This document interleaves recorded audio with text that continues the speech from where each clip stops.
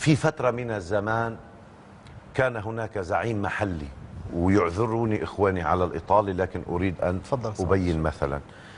في الجنوب اسمه ناصيف النصار، ناصيف بيك النصار، وكان رجلا حرا أراد أن يصنع لنفسه ولو حكما ذاتيا بعيدا عن الأتراك، وأفلح إن ما الرجل.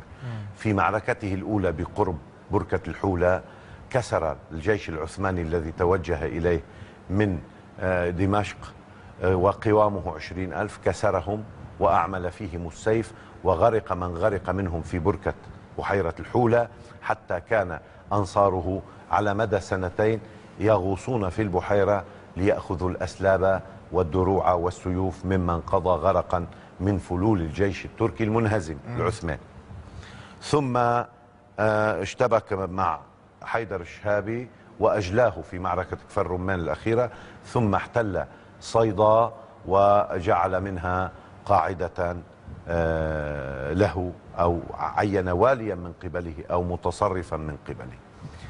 ثم عينت الحكومة رجلا شاقا ظالما اسمه أحمد باشا الجزار واليا على عكا، وأوعزت إليه بمضايقة ناصيف النصار، فشكل أول هجمة وقتل ناصيف غدرا على منطقة اسمها بلاطة يارون وهي معروفة، وانكسر جيشه وتضعضع، ولم يكن قد صيط، يعني أرسل صوتا في جبل عامل ليلتم حوله المقاتلون، كان معه فقط 300 أو 400 مقاتل، واجتيح على إثر ذلك جبل عامل كاملا من قبل أحمد باشا الجزار. شاهدي هون أن مكاتب جبل عامل نقلت إلى عكا، فاشتغلت أفران عكا التي تصنع الخبز وغير الخبز 12 يوما بدون حطب على كتب العامليين الشيعة. قديش كم طن بتتوقع حتى يشغلوا حاضرة لأفران عكا؟ أطنان من الكتب ذهبت. هاي أكيد فيها نسخ فريدي وفيها نسخ ومخطوطات وفيها تراث، لأنه جبل عامل لم يكن وليد ساعته.